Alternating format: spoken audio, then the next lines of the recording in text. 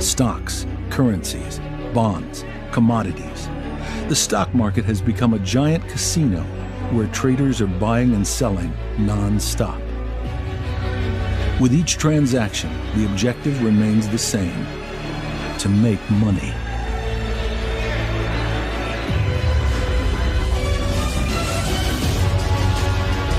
In a system where millions of dollars are exchanged daily, an intuition can lead to a jackpot or a total loss in a matter of seconds. This constant risk-taking puts traders under a permanent state of emotional pressure. Definitely different feeling and emotions, and it must have an effect on my trading. Trading is almost all psychological. We fear loss and we want to make lots of money. When you're exchanging millions of dollars in a market, it's exhausting, and that plays on your emotions. When you're doing that, and what it feels like is that you're under the influence of a narcotic.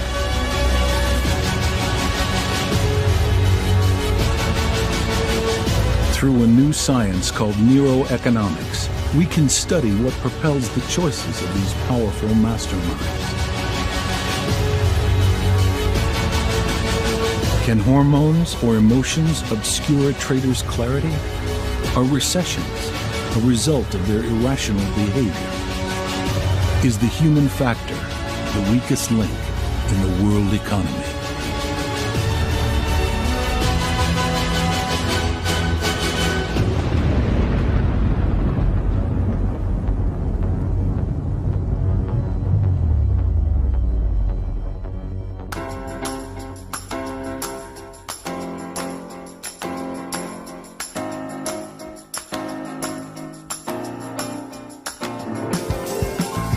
Deep amongst the skyscrapers of the British capital in the financial district known as the City, we find the London Stock Exchange, the first financial center in the world before New York and Tokyo. Each day, millions of transactions occur in these high-tech trading rooms.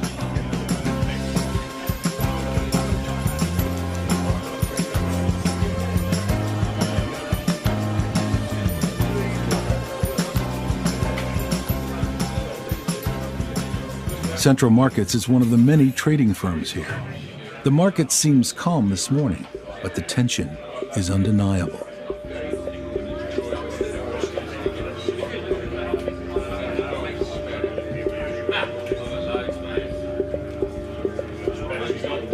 Behind their screens, the traders scan the stocks and survey their portfolios.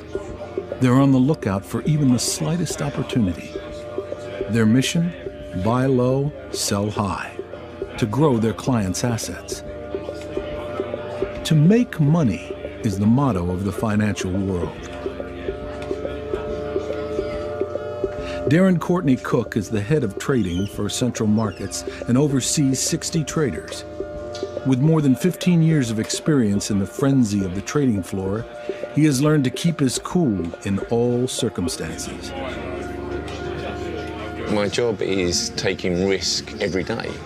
Every day is different. Every day is a blank piece of paper. So following a good day, it could be another good day or it could be a bad day, and your emotions reset because you just don't know what the market is going to give you. There's no crystal ball. Despite his experience, each day holds uncertainty. He must constantly weigh the pros and cons of each transaction and make the right decision in a matter of seconds. When the market in London closes, the one in New York is still running, and then not long after, the Asian markets will open. The financial world never stops spinning. It never stops. It never stops. I have a smartphone when I'm on the train. I'm looking at prices and aware of what's going on. And things can change very quickly. You can be sitting here and be profitable. The market moves very quickly, and suddenly you're losing a lot of money. When making money, the traders are applauded, adored, and the firms deemed as brilliant. But sometimes Even the most powerful can crash abruptly. Is your money safe? The fall of Lehman Brothers. You are looking at a live picture of Lehman Brothers' 158-year-old firm, born pre-industrial. On September 14, 2008, the fourth largest American investment firm, the Lehman Brothers, went bankrupt. A few days after, the other giants of Wall Street followed suit. Merrill Lynch, AIG, Goldman Sachs. The most powerful banks and insurance companies collapsed. Euphoria gave way to panic on the trading floor. The stock market crashed and the world spiraled into one of the worst economic crises in history. In the heart of the storm, certain traders become highly stigmatized. Jerome Kerviel of Societe Generale, Keku Adeboli of UBS, and Bruno Ixiel, nicknamed the London Whale of JP Morgan, all suffered billions of dollars in losses. Their names spread like wildfire in the international press. They became known as the rogue traders. These modern speculators point out an essential yet concealed part of the market frenzy. Despite the ultra-sophisticated computers and software programs, man is still at the center of global finance. Faced with the relentless pressure of the market, the human mind is far from being infallible.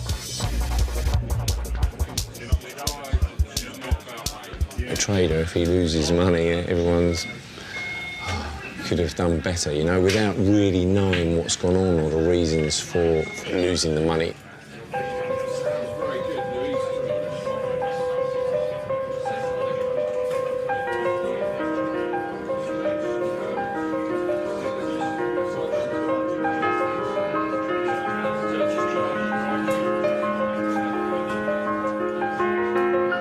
How do traders make these mistakes? What are their reasons for making irrational decisions and taking foolish risks? In the 1970s, the American psychologist Daniel Kahneman conducted numerous studies concerning these questions. His research earned him the Nobel Prize in Economic Sciences in 2002. He concludes that traders don't make consistent logical decisions, but are rather incessantly influenced by numerous psychological factors affecting their risk perception.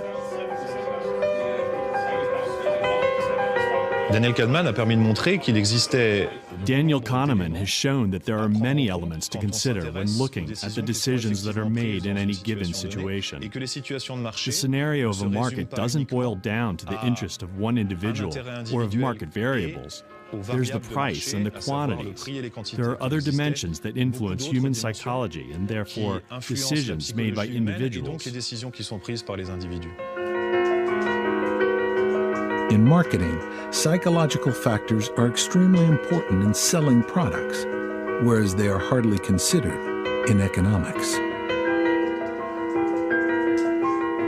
Recent economic news events have certainly shown that the study of economics has mistaken the importance of psychological factors.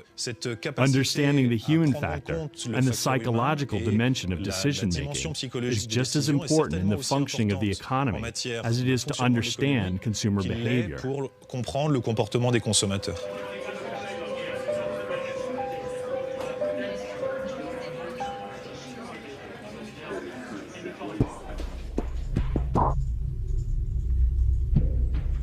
Driven by the theories of Daniel Kahneman, a new discipline emerged: experimental economics. Its objective? To better understand the human factor impact in economic behavior, especially in financial markets. In the last few years, economic science has been transferred from the trading floor to laboratories around the world. In Lyon, the analysis group of economic theory called Legat is one of the most prestigious experimental economic laboratories in France. The director, Marie-Claire Vival, is an internationally recognized experimentalist. Today, she has asked a group of students to become traders. The game is simple. Each volunteer has a portfolio of shares and a virtual sum of money on their computer. The objective, to buy and sell shares and to earn as much money as possible. The volunteers are free to set their own prices based on supply and demand, while a reference rate is also arbitrarily set by the researchers.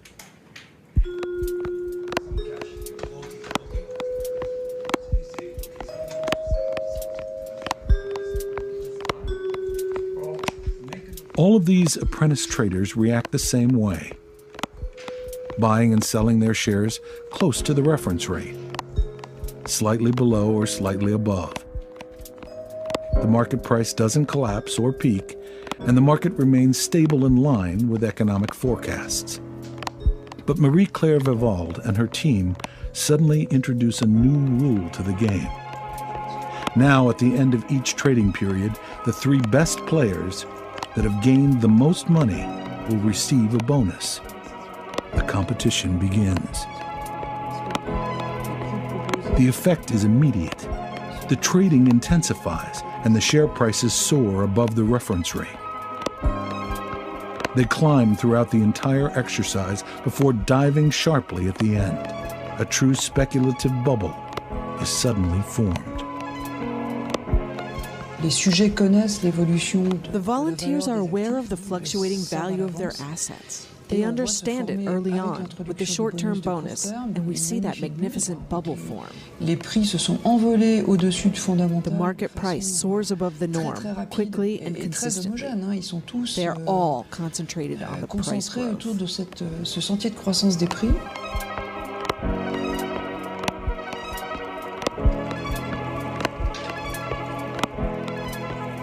Put up against one another, the participants try to win the bonus and therefore speculate disproportionately.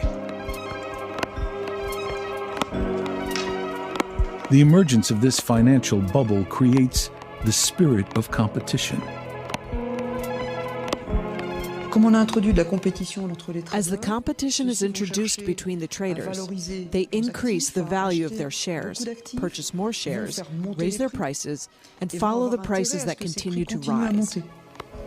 They piggyback onto this herding phenomenon. As they watch other prices climb, they raise their own. And an incredible enthusiasm is created in the market, whereby trying to obtain the bonus, everyone speculates more.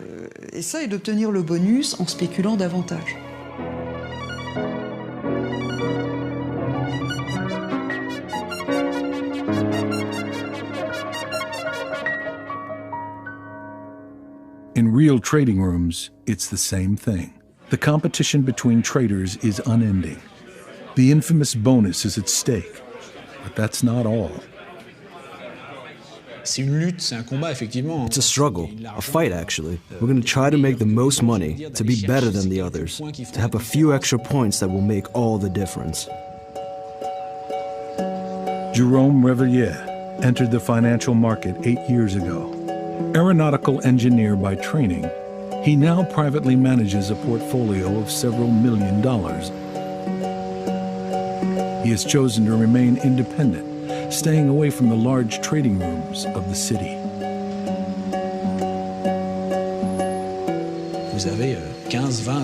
You have 15, 20, 30 traders in the same room who have to achieve the maximum of results. Sure, at some point the ego, the desire to be the best, takes over. Except the effect is enhanced by the notion of trading, which by nature already pushes people to their limits. We're talking about money, millions and billions of dollars that's going to propel the already frantic competition. Like pro athletes, traders are true competitors. But how far will they go to win at all costs? What risks are they willing to take?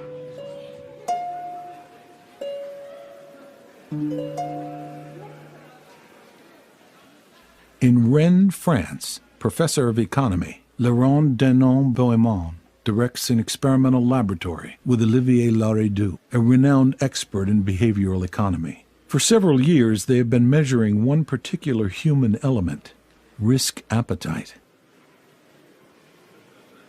To do this, they have asked volunteers to choose between two different lottery games, one with a guaranteed moderate win, or another with an uncertain but greater win. Would you prefer a 100% chance to win $100 or a 50% chance to win $150? The researchers vary the amount and winning probability with each lottery. Would you prefer a 100% chance to win $100 or a 50% chance to win $200? Or a 100% chance to win $100 or a 30% chance to win $200? Would you prefer a 100% chance to win $50 or a 30% chance to win $200? With each experiment, the findings are the same. The majority of participants choose the lottery with a smaller but guaranteed win. It seems that people tend to avoid situations that appear too risky. Man doesn't like risk on average. Most people try to avoid it. But this natural reluctance toward risk is easily eclipsed by another phenomenon. For this experiment, the rules are changed. The participants will no longer make money. Instead, they will lose. Would you prefer a 100% chance to lose $100 or a 50% chance to lose $150? The result? People are willing to take serious risks to avoid losing money. People hate to lose. We estimate that during an experiment, they weigh the loss 2 to 3 times per the gain. This means that to compensate a loss, they need 2 to 3 times equivalent to gain. There's extreme aversion to loss. This profound fear of loss has an unexpected consequence in classic economic theory.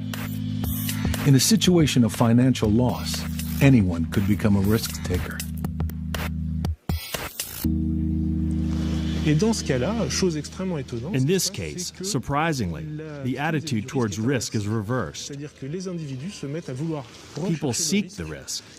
They are ready to lose much more, to have the chance to lose much less or nothing at all.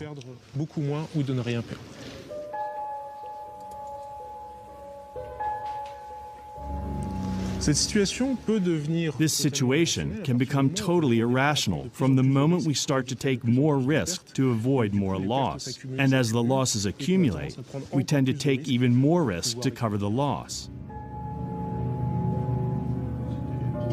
Taking risk to rebuild costs. For traders, their greatest danger are the decisions they make in times of loss. If I've lost money in a day, I will work later, I will work longer, and with that, it's not good because you're fatigued. I've been here since 6:30 in the morning, but because I'm trying to make money back that I've lost.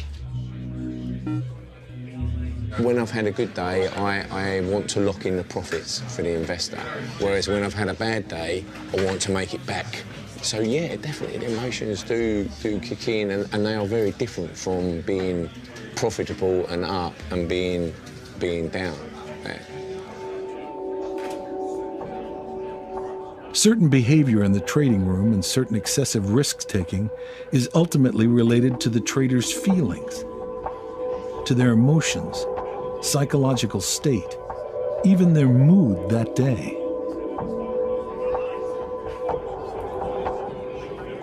The day where you're in a bad mood or where there's too much stuff going on in your life, it's guaranteed to be a bad day. What is going on inside the body that pushes traders to be susceptible to their emotions? What drives any of us to take more risk in certain situations? Back in Lyon, we enter the laboratory of GATT. Marie-Claire Vival is conducting a new experiment to see what the human eye cannot. Reactions inside the body. I'm going to place these electrodes here, so now we can actually measure the perspiration. It's not painful, there's absolutely no risk.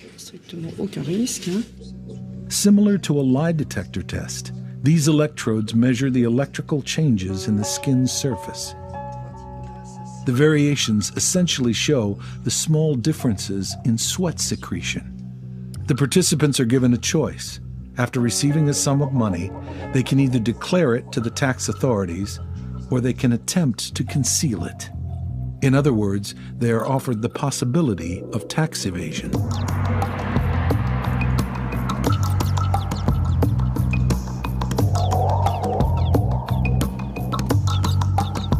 But the threat is heavy. At the end of each session, the tax evader may be monitored and would have to pay a large fine. Certain participants, like this one, never defraud. For others, it's the opposite. They try to evade paying anything. The researchers find that these tax evaders reach an emotional peak just before they make their decision. They sweat harder. What's interesting to see is that the people who are the most emotional evade the most. It means that there's an anticipatory element to our emotions that we feel as we're making our choice. These anticipations create emotions. We see that the more intense the emotion, the more likely that person is to commit fraud. Shortly after, these tax evaders experience a second emotional peak. It occurs precisely when they discover that they are being monitored or that their tax evasion was a success. If you find out that you weren't monitored and that you've fraudulently acquired a lot of money, it's possible that you'll feel extremely satisfied in the moment, and that's going to ultimately encourage you to risk again in the future. These emotions contribute to a learning process and will have an effect on your economic behavior.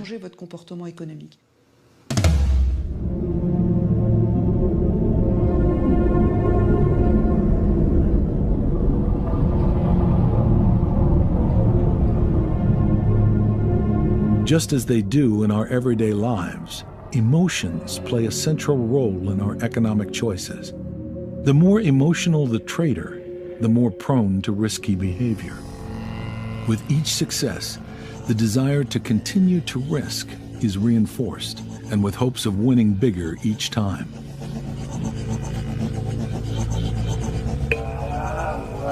On the trading floors across the globe, this is just the kind of vicious spiral that threatens a trader's euphoria. John Coates, a former Wall Street trader, remembers perfectly how he felt when winning big during the peak of the financial bubble.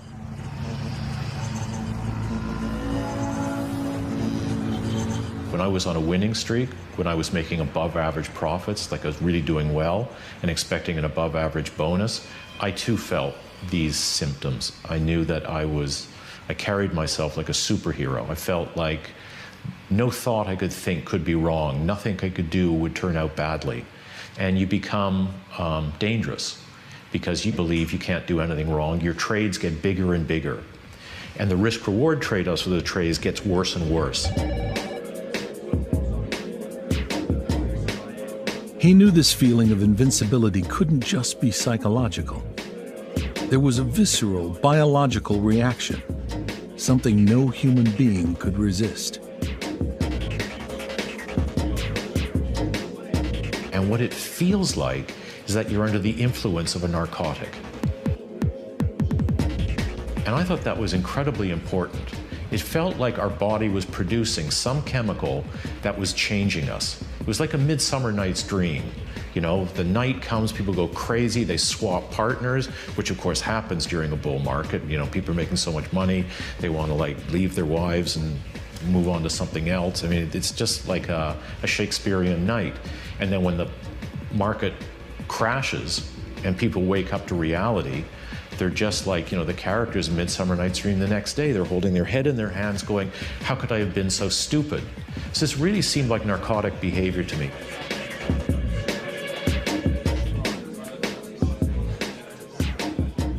It was about 10 years ago that John Coates decided to quit the craze of the stock market.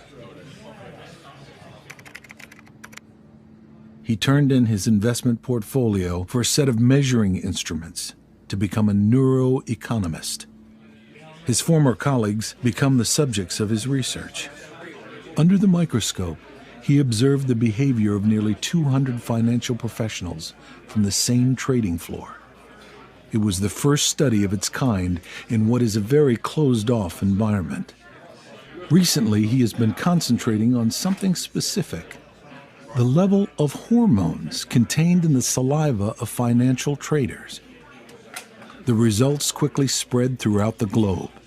The level of the male sexual hormone testosterone plays a key role in the risk-taking in the stock market. Rising levels of testosterone drive irrational exuberance, drive increased risk-taking. We did observe that baseline testosterone levels were correlated or did predict the levels of risk that the traders were taking. The more testosterone someone produces, the more they are inclined to make a risky bet. On the trading floors of the city, Wall Street, and Tokyo, the traders are often young men and in the prime of their life. They are producing testosterone at a maximum level.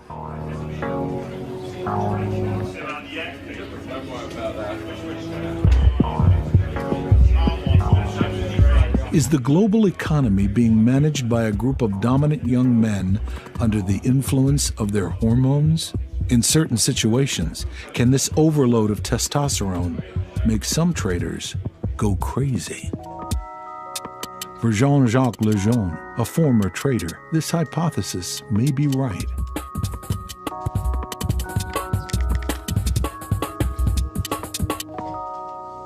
On prend des jeunes hommes avec un ego assez affirmé.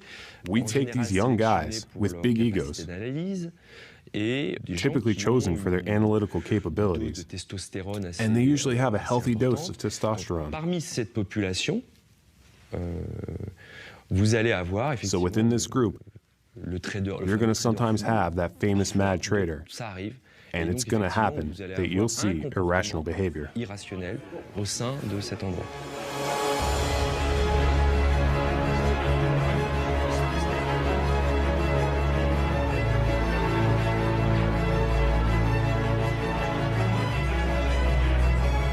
The secrets of the traders' behavior is gradually revealed. Their greed, their emotions generated by risk-taking, and most of all, their visceral fear of losing all, contribute to how they make their decisions. Their hormones only reinforce this phenomenon. But to better understand the psychological and physiological mechanisms, we have to look deeper inside the human body and enter the brain. Inside the cerebral cortex lies the source of all our daily actions, from our most simple movements to our most complicated thoughts, our childhood memories and our feelings today.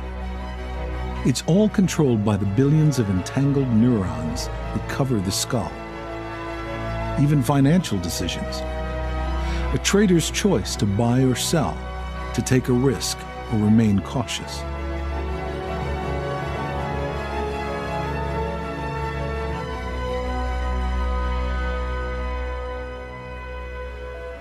For a long time, the human brain remained a mystery to the scientific community. But over the past 10 years, sophisticated imaging devices have been developed that allow us to observe the brain in action.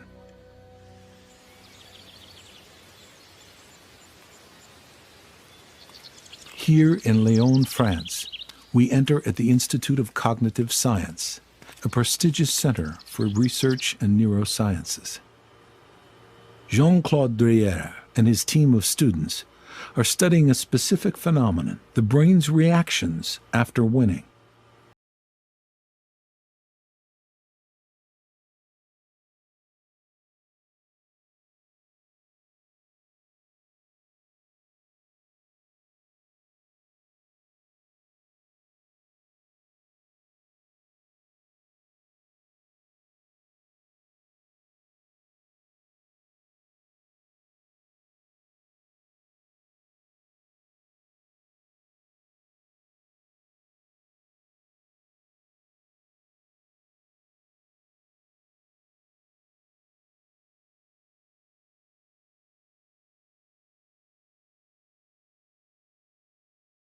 In real time, the researchers measure the brain's reactions.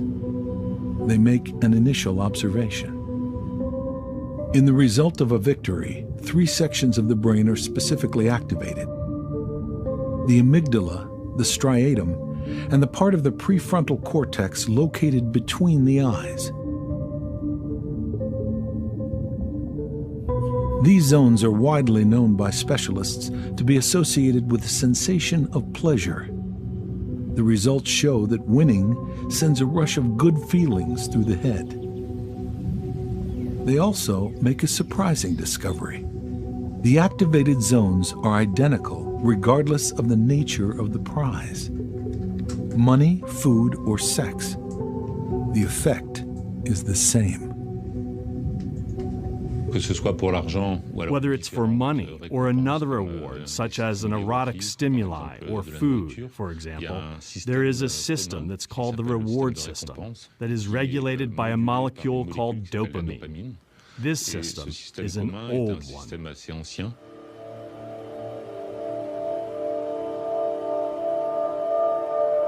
Throughout evolution, feeling enriched has become just as important and gratifying as eating and reproducing.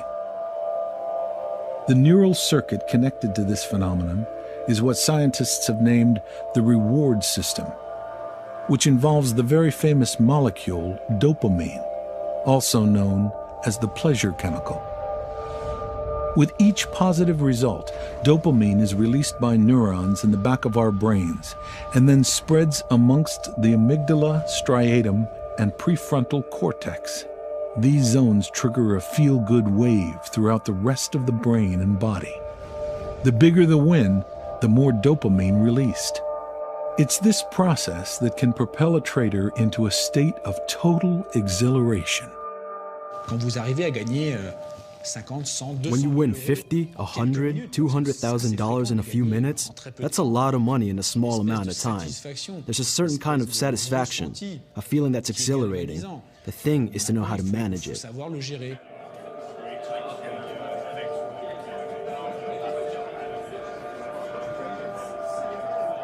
There's unfortunately a downward spiral that happens to most people, though. It's when they want to win more than the time before. Say you win a lot on the first or second try. There's this incredible euphoria that comes over you. If we're not careful, we can quickly tumble into that downward spiral of taking more and more risk, all to win more.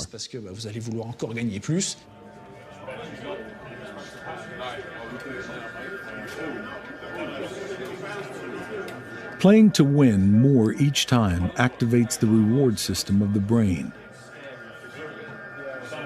Successive wins result in an increased release of dopamine, and the testosterone produced by young men only intensifies the production of this pleasure molecule. It's an addictive state of mind, to say the least. For neuroscientist Matthias Pisiglione, a specialist in motivational brain behavior, this brain mechanism could explain the nearly uncontrollable attraction towards risk that overwhelms some traders. Dopamine reinforces the actions that result in reward. It's a simple mechanism. This might explain addiction in all types of behaviors that give in the pleasure. Whether it's drugs or compulsive shopping, it's the type of addiction that can happen in traders, even if they're just winning here and there. These occasional wins will trigger these dopamine rushes and will encourage their behavior.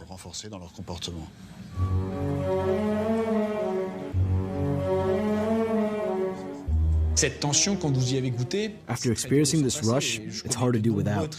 And I know lots of traders who try to give it up but can't help but keep at least some small account somewhere to keep it going. Because it's exhilarating. I have to say it's exhilarating. And it's what's going to cause the losses for a lot of people in the market. There's something addicting, something powerful that will continue to push you and make you dependent on it.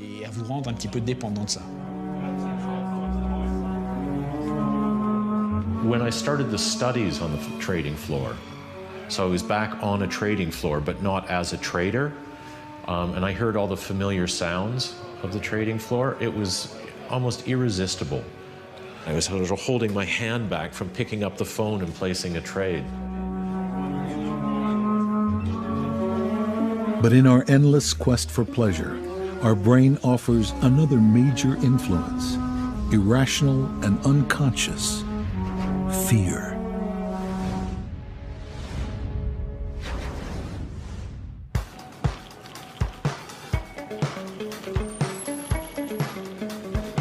Zurich, the dynamic global city of northeastern Switzerland.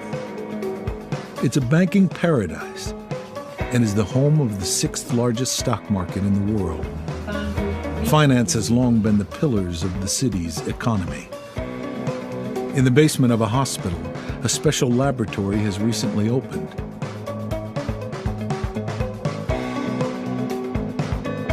The SNS Lab, founded by Ernst Fuhrn, a worldwide renowned economist.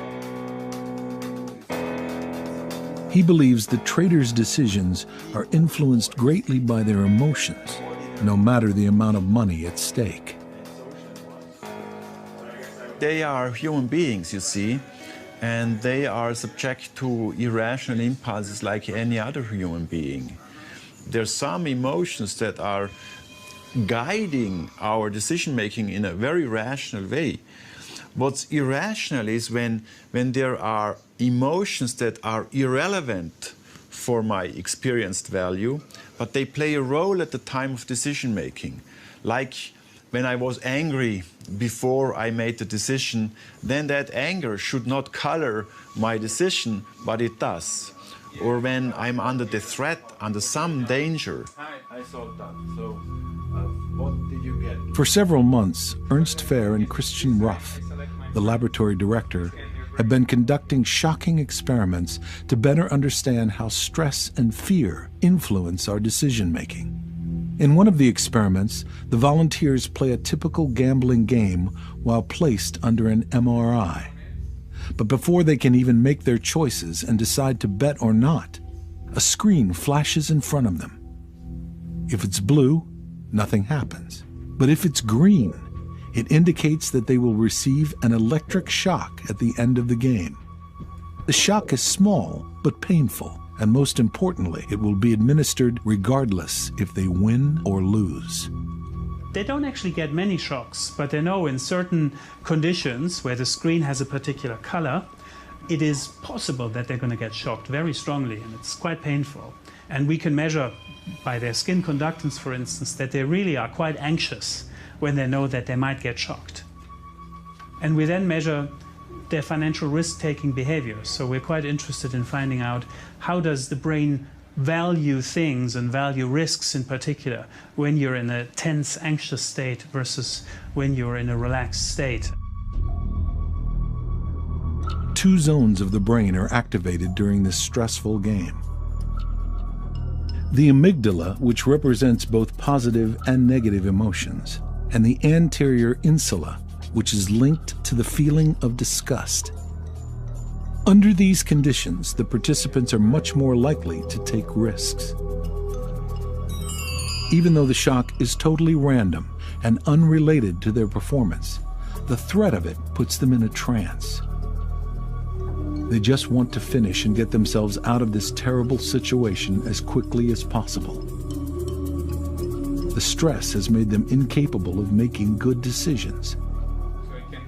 That danger at the time of decision-making affects my decision-making, even though it has no impact whatsoever. A threat of shock is a pretty strong emotional stimulus, and it activates the anterior insula very strongly. And it's kind of a loss. You see, it's the threat of a loss. And so these emotional components play a big role in risk-taking.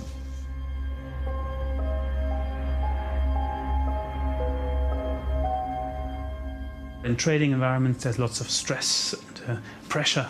How does such stress and pressure, such background emotions, how does that influence our choices?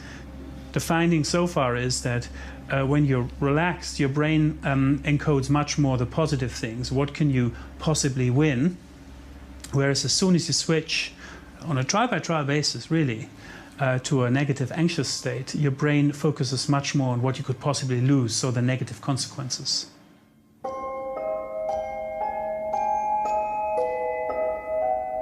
To play or not to play, fight or flee. Our behavior is the result of our subconscious reactions, the inherent impulses of our brain. But despite these emotional reflexes, humans possess a safeguard: reason.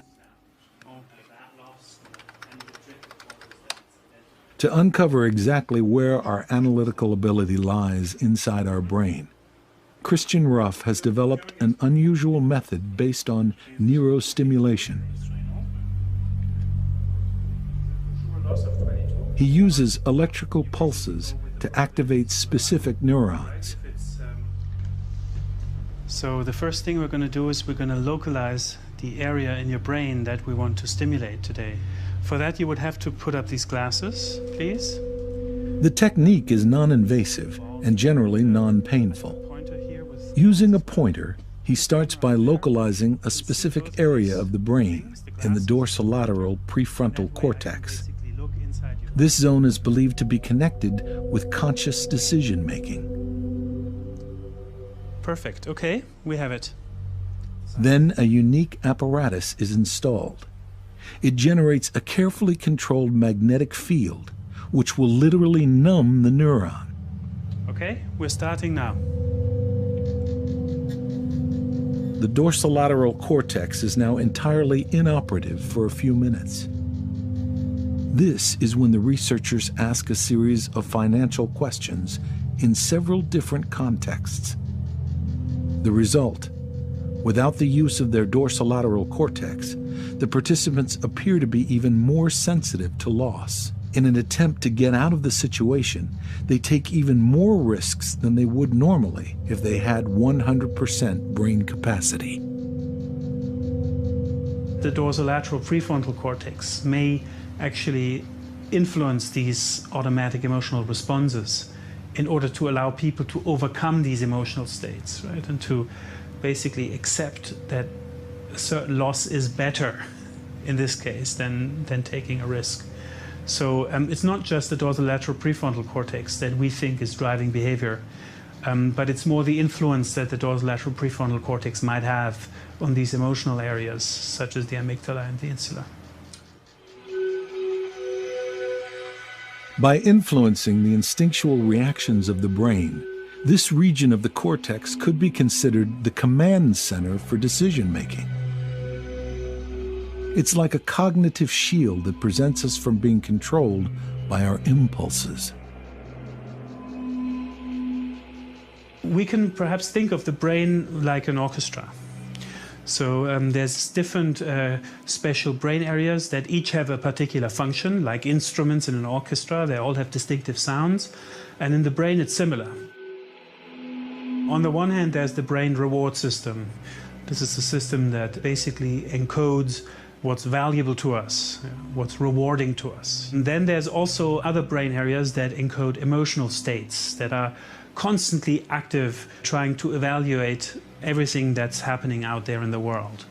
And these are basically all areas that you might say encode somewhat automatic impulses, emotional impulses.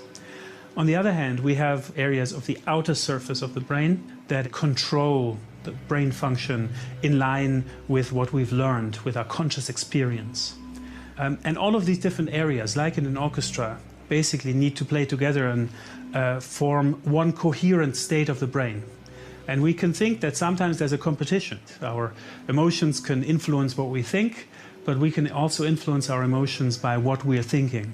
And ultimately, the brain tries to assign one specific value to each option and then choose from this list of options with their values the one that seems most attractive. The brain essentially has two complementary systems of thinking. One, quick and automatic, based on our emotion. The other, more reason-oriented, evaluating in detail the possible consequences of our decisions. But caught in the frenzy of the trading floor, this process of consciousness proves too slow and useless. Therefore, feeling usually trump reason. In a trading floor, decisions need to be taken very quickly. They need to be taken often based on limited information, and they're taken in a competitive setting. Here, of course, it's hard to take decisions in a, say, careful and slow manner. Our brain might not even have the time to represent every possible complex aspect that goes with a decision to buy or to sell.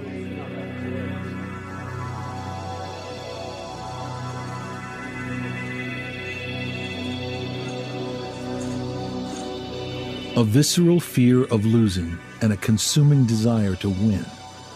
Rob Hoffman, a trading professor based in Chicago, claims that these two reflexes are the two greatest enemies of traders playing the stock market, whether you're a professional or not. Emotions that really drive the market are fear and greed. We fear loss, and we want to make lots of money. And I see even, I see gamblers, people who like to play poker, casinos. I see people like this want to get into the markets because they see lots of money can be made very fast, but they don't think about the loss that can happen, or they think it won't happen to me. I'm better than the market. What's horrible with stories like with Kerviel at Société Générale and others is that it's a classic pattern for lots of people. Even someone with $5,000 or $10,000 in their equity savings plan can fall into the same trap. Meaning they take a position, fall in love, and then they're not able to get out because they don't want to admit they made a mistake. And then they're just stuck in this downward spiral. It's the biggest threat to anyone.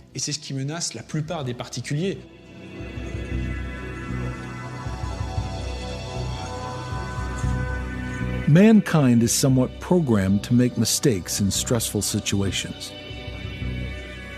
as if our biological makeup is not appropriate in the context of a stock market.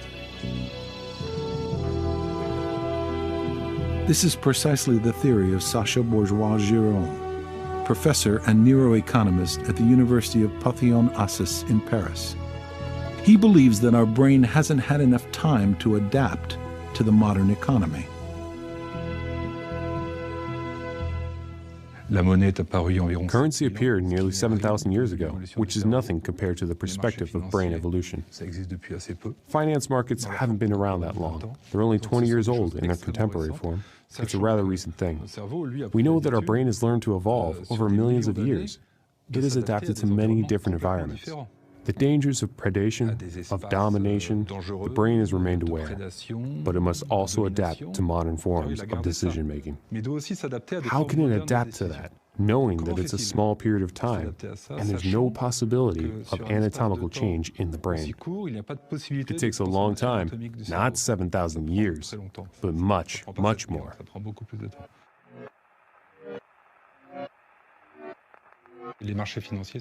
Financial markets are places of competition, predators hunting, killing, in a metaphorical sense, but not completely metaphorical.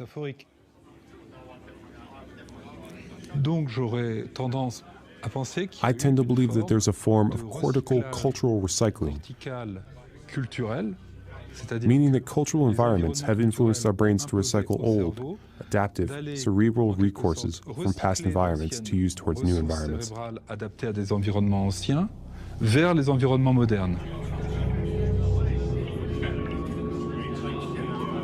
Far from being a Homo economicus, the trader is above all a Homo sapien, immersed in a hostile environment, compelled to take risks and prone to addiction. Given this somewhat weak human assessment, a tempting solution might be to replace traders with computers. However, even machines have their limits, and it seems impossible to remove human control completely from the markets. There will always be traders on the trading floor. So how do we improve their performance? How to avoid abuse in the market and ensure rational decision-making? Science has been making great strides in understanding the brain, and the concept to artificially manipulate man is already in place. In the military in certain states, there's a lot of interest in neurostimulation, in particular to enable soldiers to take the right decisions in particular situations. With respect to traders, I mean, technically, I think it would be possible to influence brains in a way that decisions are taken in a particular style. This is what our experiments are about. There are people thinking about the future who start predicting that humans might become more and more bionic. Bionic traders with electrodes screwed into their skulls is not yet a reality. Instead of modifying men, some argue that it's the work environment that needs a total overhaul. Qu'est-ce qui est le plus flexible? What's the most flexible? Is it our biological makeup or our economic environment in which we live? Should we change the nature of man, or should we readapt our environments, politically, socially, and economically, so that we can ultimately be the most efficient possible in these modified environments? Humanizing the codes of the financial markets. The initial results of neuroeconomic studies lay the foundation for a new market theory where man is keystone. On the individual level, traders must become better trained to handle their emotions. More than an asset manager, I'm almost more a human emotions manager. We work as rigorously as possible, but even with experience, it takes a lot of work, each week, each month, to stay on the right path.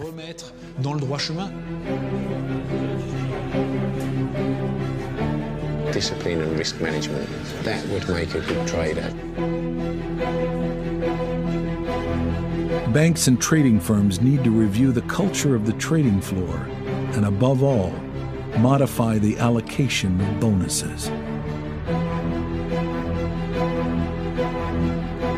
Companies need to have an architecture of primes that directs people in the right way so that they don't make mistakes that lead to these huge losses that sometimes happen from rogue traders and so on.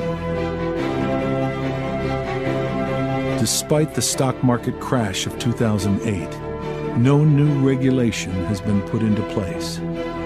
Yet neuroeconomists seem unanimous. If nothing is done, another global financial crisis could strike at any moment.